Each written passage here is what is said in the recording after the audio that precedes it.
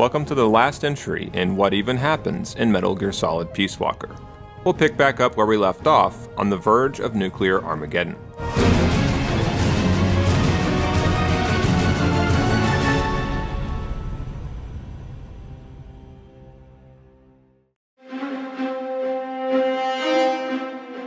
When Peace Walker was designed, in order for it to make decisions autonomously, it was built with covert connections to the same real-time data space used by NORAD, which the United States in turn uses to monitor the airspace.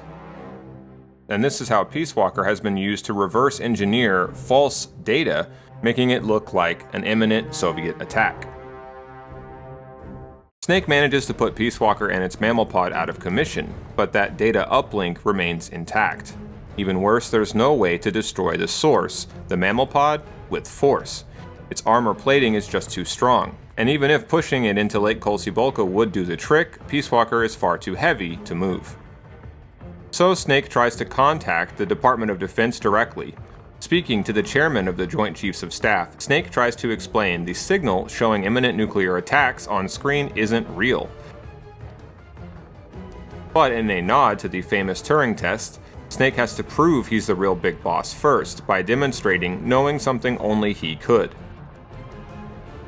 Using a detail that only the real big boss would know, Snake convinces the chairman of his identity, but the others in the room aren't pacified. With a coup on the verge of breaking out in Washington, all hope seems lost. And it seems Coldman was wrong. Apparently humans can make the ultimate decision of mutual destruction. But right as all hope seems lost, the mammal pod starts calling Jack's name. It opens itself willingly, and Snake scurries inside. Disconnecting the internal memory boards, Snake seems to stop the transmission. But then the reptile pod assumes control, and nearly carries out the mammal pod's will after, as it were, brain damage.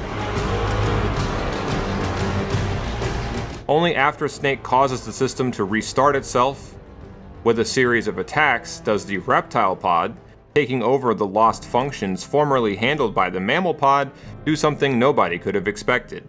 It saves the world. Instead of transmitting a signal of war, if you will, Peace Walker, moving to cut its own data uplink and imminent nuclear attack on Cuba off by drowning itself in the lake, sings only a song of peace. The completion of the AI project, with data from Operation Snake Eater, which Strangelove managed to do even though Snake remained silent under torture, has led to Peace Walker carrying out a reprise of the real boss's final decision of self-sacrifice. This finally gives Snake and Strangelove the answers they've been chasing. The boss gave her own life in the name of atoning for her sins, of rejecting the gun and bringing about her dying wish for peace, for restoring the balance. The nuclear threat is now over, and the illusion of peace is restored, once more, all thanks to a one-of-a-kind heroic soul known as the Boss. After the credits roll, Snake is still lingering on the shore of Lake Kolsibolka. He tells Kaz that this whole ordeal has left Snake hollow, no longer devoted to the memory of the woman he once loved. By rejecting war and the gun, in Snake's mind, the Boss was also rejecting him. All along, Snake has wanted for people to keep referring to him as the namesake that he had gained during Virtuous Mission, the name acknowledged at the end by the Boss, Snake. But now, for the first time, Snake rejects this nom de guerre. From here on out, he's Big Boss. He's the one above the Boss, the one who'll do what she couldn't. No matter what, Big Boss resolves to never stop fighting. And with that, Chapter 4 ends, and Chapter 5, Outer Heaven, begins. Then, yeah, that's right. From now on, call me Big Boss.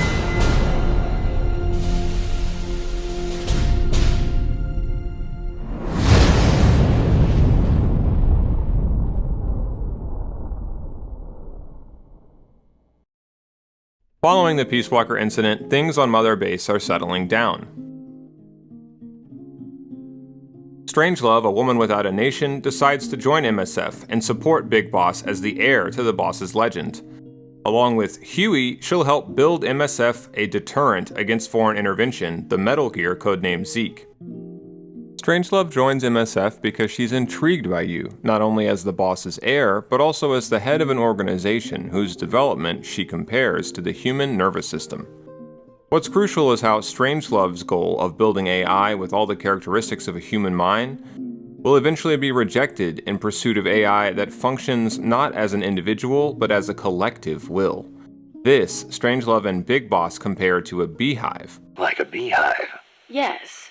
It aggregates data collected by individuals and determines how the collective will act, just as honeybees travel between the hive and flowers.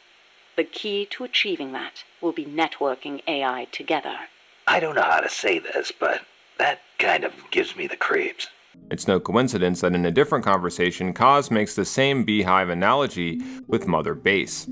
The more MSF grow, the more it will function as a microcosm for a certain type of society. It's implied that MSF is serving as a kind of petri dish to be studied by a certain secret group hell-bent on building a network of AIs to control society by regulating the flow of information. An objective that they'll gain as a direct result of the Peace Walker incident. But more on that secret group in a minute. Also joining Mother Base after the Peace Walker incident is none other than Paz. I want you to give me a job here. I want to help out. You sure? You just went through a hell of a time. You should probably take it easy until you're settled. Thank you. But there must be something I can do. You would not want me near a gun. But I am a decent cook. Given that Zadornov, the man she thought was named Galvez, is currently being kept as MSF's prisoner, that means the KGB, who formerly were paying for Paz's room and board, are no longer going to do so. That makes Paz basically homeless. But thanks, in part at least, to Kaz pleading her case, Snake relents and allows her on base. Paz is willing to be put to work doing anything so long as it doesn't involve violence. As you play the game, you unlock some more tapes that reveal Miller too is a war orphan, a person without a country. The sad thing about how all of these characters in Peace Walker are all rootless nomads and wanderers means that they have no underlying true common bonds. That means that friends can turn to enemies practically overnight in this illusion of peace. During this downtime, you actually find out that photo of the chrysalis that you gave to Chico has wound up in the hands of Grenada's Prime Minister Gary, who uses it to petition the UN to formally investigate UFOs. Back when Snake got Chico to join MSF, he gave the boy a speech about growing up. He told Chico to become an hombre nuevo, the name Chico and Amanda disliked to use for the UAVs, remember? So what's the significance of this phrase, hombre nuevo? Well, an hombre nuevo is what Che Guevara sought for all revolutionaries to become. I could do an entire video just on how deeply Che's book, Guerrilla Warfare, informs how Peace Walker is put together, from collecting weapons from the enemy, to even thinking of your HQ as a mother beehive, to the size of Amanda's unit and their initial tactic of retreating into the mountains. It all comes straight out of Guevara's book. For Che, as he explains in his book Guerrilla Warfare, the tactics of a revolutionary and their politics go hand in hand. Only by becoming an hombre nuevo, a new man, who's given their life to help peasants and stop oppression, did Che believe the guerrilla fighter stood a chance of winning the true battle in asymmetrical combat, over the people's hearts and minds. And that's why Amanda and Chico don't like calling the UAVs by that name. Chico, growing up means choosing how you're gonna live your life. To do the right thing, you sometimes have to leave the things you care about behind. Parents, family, your homeland. Mi viejo.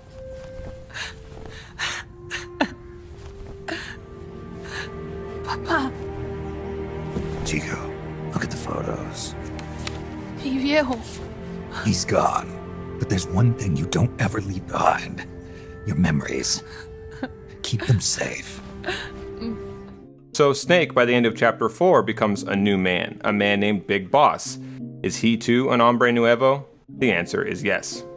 Big Boss dedicates what's left of his life to fighting for the defenseless, to spreading MSF not only across Latin America but all over the world. And that's why he decides to build Zeke. Ours is a journey that never ends. We're the real Peace Walkers.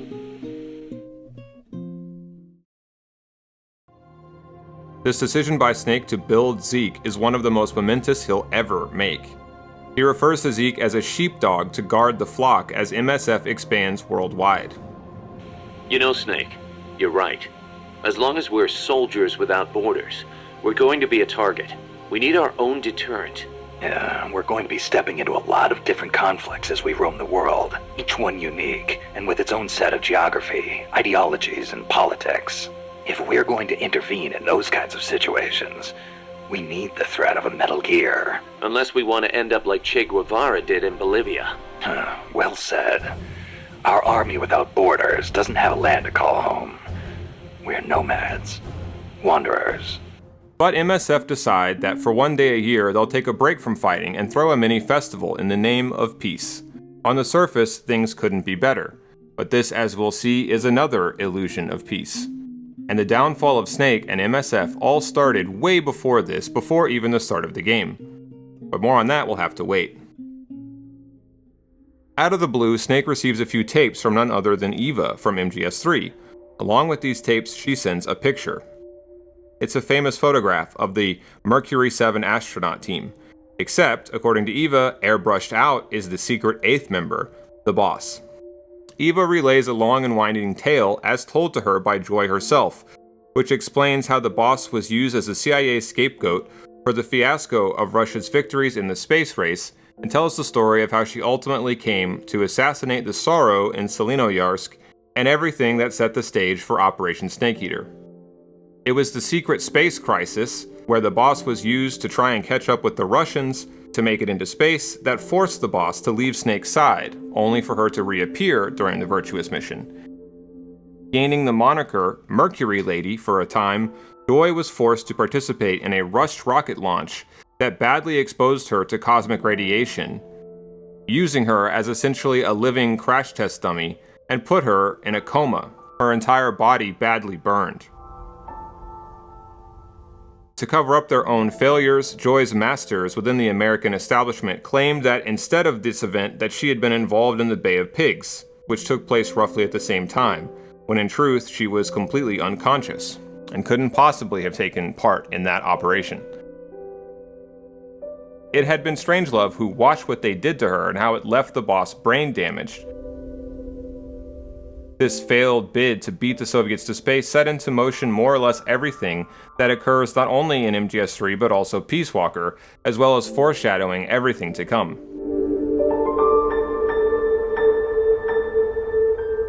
Snake, you've probably already figured this out, but it's no accident that I'm only now sending you something I've withheld for so long.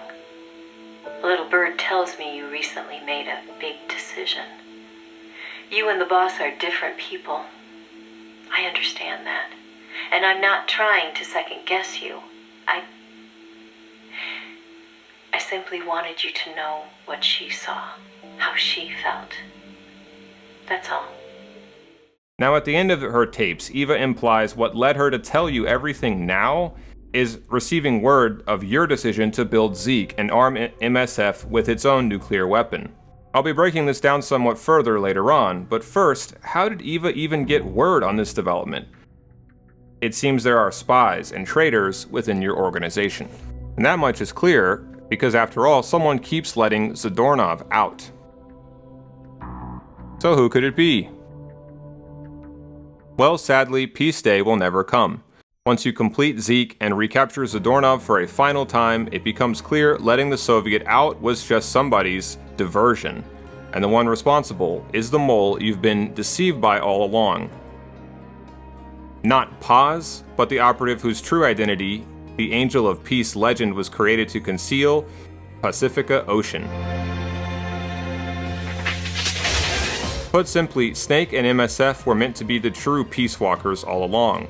This entire ordeal has been engineered by the secret group created by Major Zero to replace the philosophers CIPHER in order to build MSF as his own private army. One that could not be allowed to have nuclear weapons.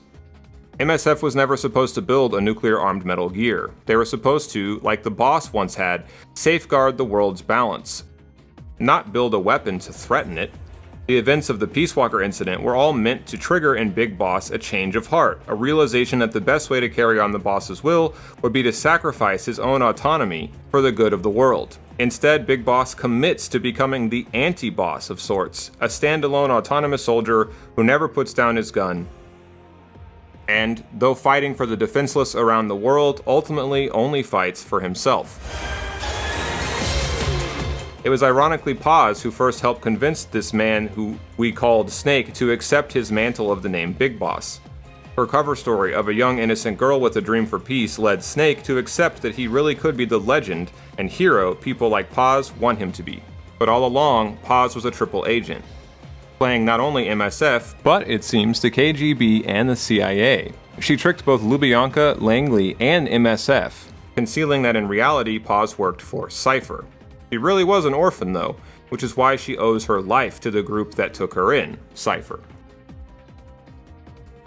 Tragically, throughout her mission, Paz's loyalty started to waver. In yet another nod to the Turing test, the line between the artificial Paz and the real Paz started to blur.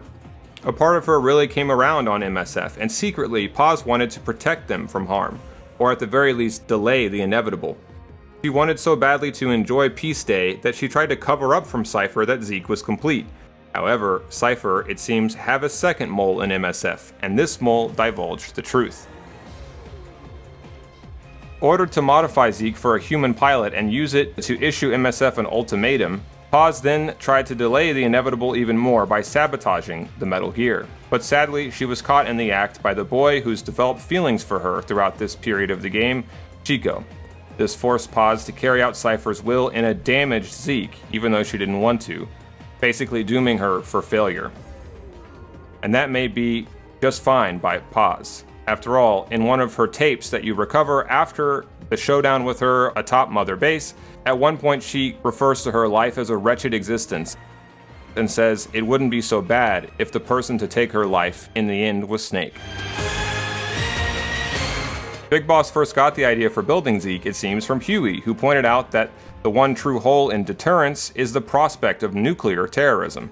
Without a nation to retaliate against a nuclear-armed international terrorist group, one like, say, MSF, would be the ultimate threat to the world balance.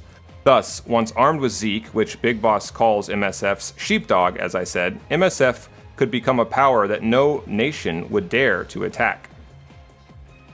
Big Boss realizes that by intervening in conflicts across the Earth, MSF is just asking for a nation, any nation, to retaliate. How will MSF avoid being dragged down into some specific regional conflict or another further once they involve themselves? By deterring anyone from striking back with Zeke's nuke. However, this nuke also gives MSF leverage, not only on any one potential enemy, but the entire world order which CIPHER is trying to lead. Zeke could be used as a deterrent against CIPHER itself, and that's the one thing MSF can't be allowed by its true master, CIPHER, to do. It's a little confusing, but basically CIPHER has built MSF as itself a deterrent, a non-nuclear deterrent, to show that nukes aren't enough anymore to keep the world safe. To fight a terrorist group like MSF, the world will need to develop CT, or Counter-Terrorist Special Forces.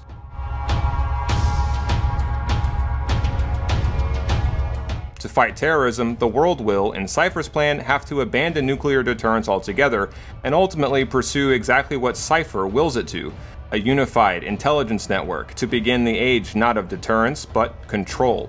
This will be the age of ID-tagged guns, cleaner, safer battlefields, and of course, nanomachines. This hombre nuevo named Big Boss suddenly seems to threaten everything CIPHER's planned for him. And that's why CIPHER turned to their two infiltrators, not to mention, it seems, Eva for a little help. When Eva sent you the tapes on the boss's downfall, it was to help Big Boss back on the right path as the boss's heir. Keep it deep inside. Don't ever forget the path she took. Because you and I are the only people on this earth who know the truth. Boss, I'm sorry, but I can't. Back when the Soviets first learned of the Manhattan Project in 1943, she tells us, they fed the boss disinformation that almost led her to kill leading American scientist John von Neumann. But having also just found out about her pregnancy with Ocelot, for an instant the boss hesitated in the field and wound up getting shot in the head. This had put Joy in a coma and gave her brain damage in part of her right hemisphere. How she eventually recovered was exactly how Peace Walker's AI recovered after you destroyed the mammal pod, by functional compensation. Because of this incident, von Neumann lived, atom bombs were dropped on Japan, and thanks to his so-called von Neumann architecture, the computer age was born. And this event also triggered the falling out between East and West that became the Cold War. Joy took responsibility for all of this. It was out of her immense guilt at having not finished her mission, even knowing after the fact it was all really a Russian ruse, that according not only to Eva but to the taped confessions of Dr. Strangelove, the boss felt personally responsible for the sorry state of the post-World War II age. To atone for her sins, the boss volunteered to become NASA's living crash test dummy, which, thanks to a rushed addition of a shuttle window to achieve parity with the Soviets' Vostok 1 rocket that was launching roughly at the same time, at the height of the space race, the boss was exposed to so much cosmic radiation, and the forced landing of her pod so badly mangled, that when NASA recovered her body, it was horrifically burned from head to toe. Strangelove had spent time during the war as a girl in the company of the famed Alan Turing, who had changed her life forever by declaring that someday machines will be capable of thought. When Strangelove, who had joined the NASA project from its earliest iteration, developed a close enough relationship with the boss during the Mercury space program, she found herself unable to truly grasp what led this amazing woman to do the things she did. Even though she could tell the boss was thinking with complete rationality.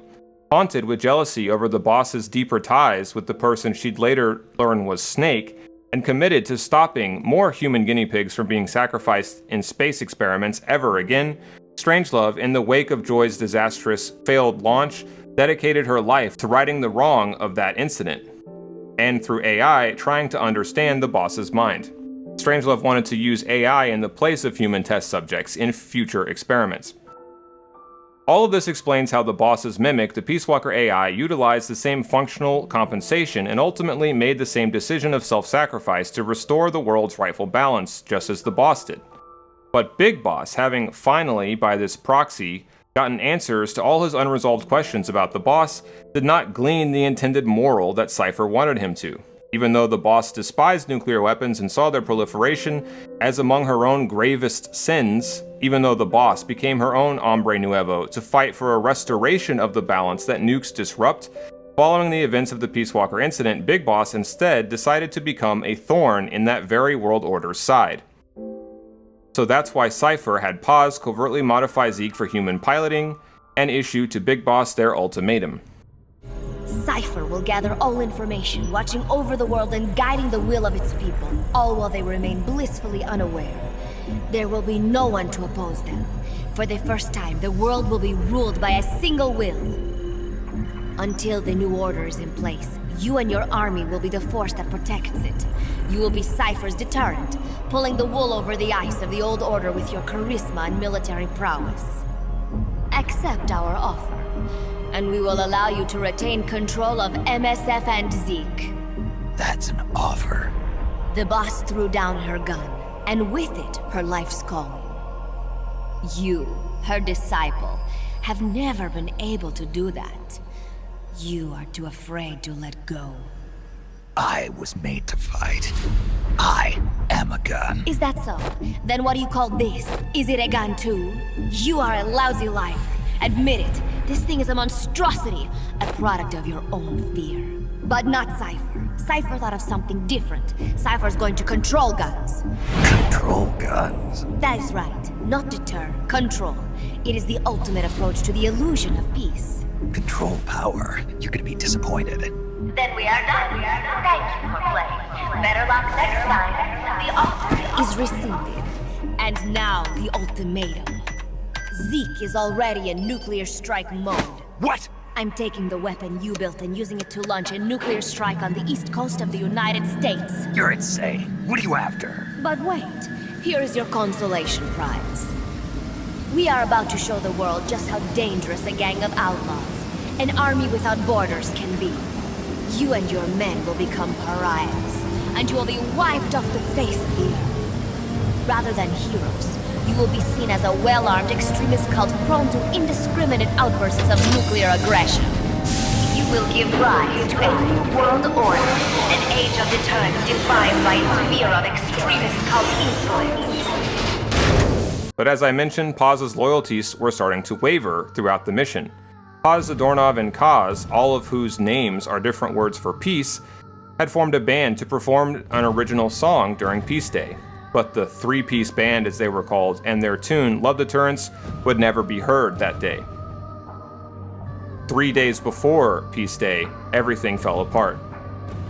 And it all leads to Paz getting ejected into the Caribbean after the fight with Snake. A whole day of peace. The mission can wait until after that. Can it not?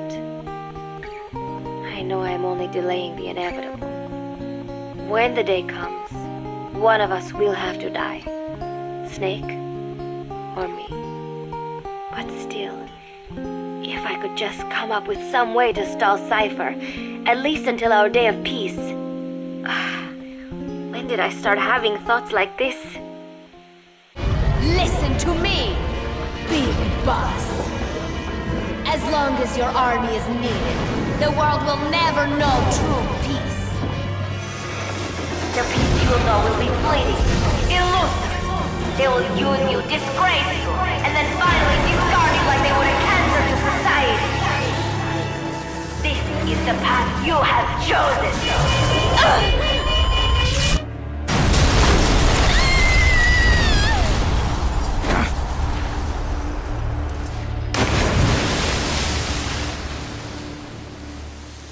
But this isn't the last we'll see of Paz. Having undertaken deep-sea diving training in preparation for this mission, Paz was also wearing scuba gear when she was tossed into the Caribbean. That's because the modifications to Zeke involved filling the control chamber with water. He'll return one last time in the haunting and tragic follow-up to this game, Metal Gear Solid Ground Zeroes. What's easy to miss is how Paz on some level wasn't lying about her commitment to peace. It's just that the peace she's after is really a victory. CIPHER's V for victory over Big Boss. By the end, however, deprived of her Peace Day, forced to fight MSF despite her conflicted inner feelings, Paz declares that the idea of peace is just a fantasy. Just like Big Boss himself, all Paz knows how to do is fight.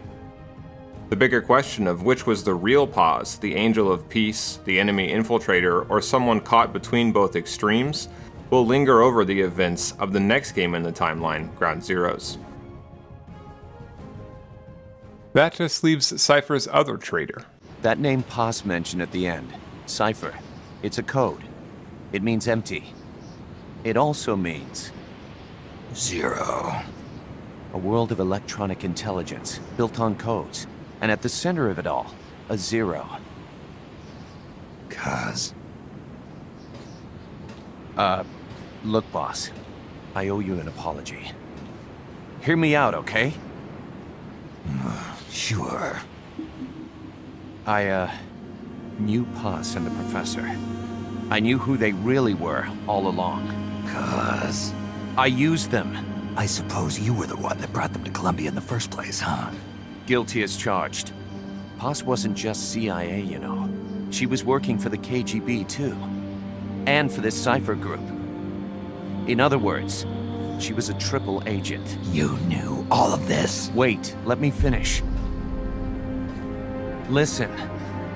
MSF never would have gotten this big if it weren't for them. This mercenary business we built. Someday it's gonna be a new driving force in the world economy. Is that your goal all along? The Cold War's not gonna last forever. Sooner or later it's gonna give way to an era of regional conflicts and terrorism. A paradigm shift from counter-communism to counter-terrorism. In the new age, armies won't be tied to states, and war will become a business. We'll be a valuable commodity. There'll be clients all over the world who need our services. MSF is only the beginning. What we're creating here is a revolution in itself. Am I right? Kaz. It's not going to be that easy. What do you mean? This whole Peace Walker thing has left our mark on the history of the Old Order. We've put ourselves on the radar of intelligence agencies and governments east and west. The whole world probably knows about us now. Including that CIPHER outfit. We've let ourselves interfere with the times, with the Cold War system of deterrence. We're an army without a flag. We weren't supposed to take sides in international affairs, but we did. I see your point. So what happens to us now? We'll be hunted. Not everybody's gonna be happy with us, huh? You're damn right. We upset the global military balance of power. And these people would rather our army without borders not exist at all? They're gonna come knocking real soon. There's no turning back now. We're a wrench in the old system of deterrence. As long as the times refuse to change, we're gonna make a hell of a racket. Then who are we gonna fight? The establishment. Anybody who tries to restore the old balance wants to snuff us out of existence. Which establishment? It won't be a particular country or ideology that hunts us. Who then? We are gonna be fighting the biggest beast of all. The Times. 10 years ago, the Times rejected the boss and killed her. And now, we're the ones being tested. Will the Times erase us? Or work with us? It's gonna be a lonely battle. No good or evil. No winners or losers.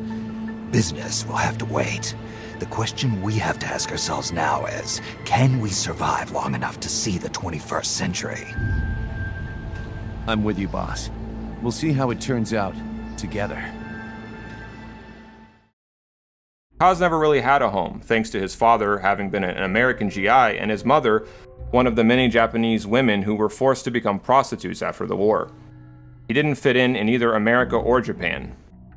So, after a brief stint in the JSDF, or Japanese Self-Defense Force, Kaz first met Snake on opposing sides fighting one of the largest asymmetrical wars in modern history, the Colombian conflict, which is actually still waging to this day.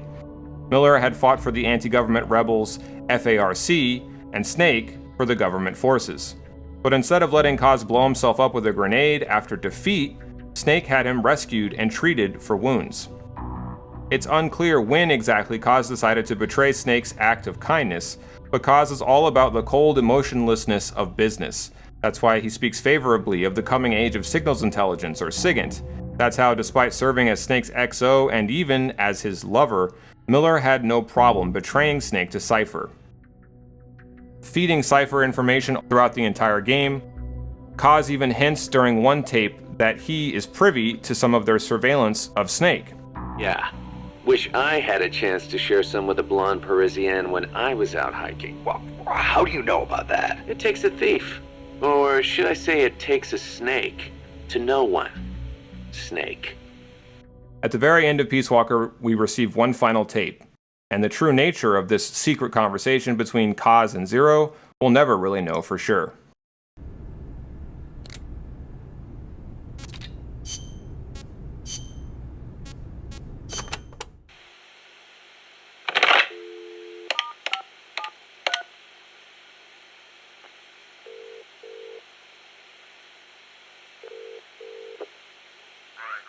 It's me. Smoothly? Naturally? No. Big Boss doesn't know the truth. No, Langley hasn't decided what to do yet. Their hands are full with their own mess. True. Lubyanka is in the same boat. Yes. Other eyes continue to watch, but no sign of contact so far. Exactly. It's a non-state army to use however they want. They've probably decided there's no sense in wiping them out just yet. Better to make use of them. Indeed they have. There's a site near Angola. And we fully validated the AI as well. Agreed. In the end, a machine is just that. A machine. Sigan was right. It seems it's time for a change in approach. Machines are best suited to specialize in high-level data processing. Yes, of course. Speaking of which, any news on the Suns? 2. Already? Really? But they're strictly an insurance policy, yes? So that's the idea. I wonder how Big Boss will respond. Yes, but I'm only interested in the business angle. Like I said before, I'm neither an enemy nor an ally. I'm merely a business partner. Don't forget it. Yes, I'll be in touch. My dear Zero.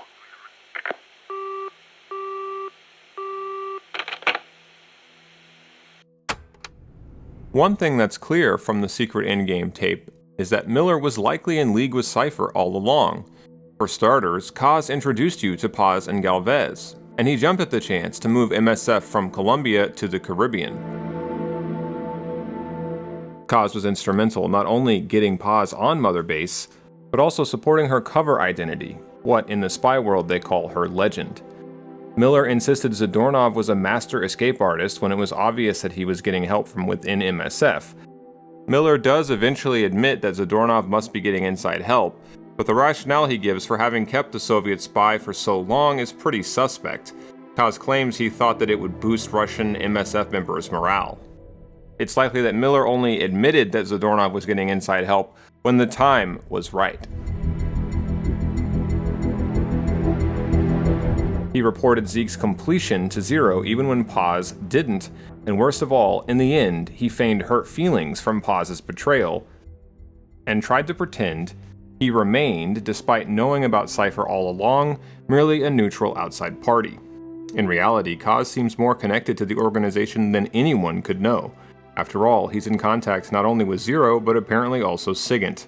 Kaz was crucial to the real Peace Walker project, which was apparently about validating the efficacy of AI weapons and testing how much Snake could be manipulated psychologically, going with CIPHER's overall plan to control the flow of information.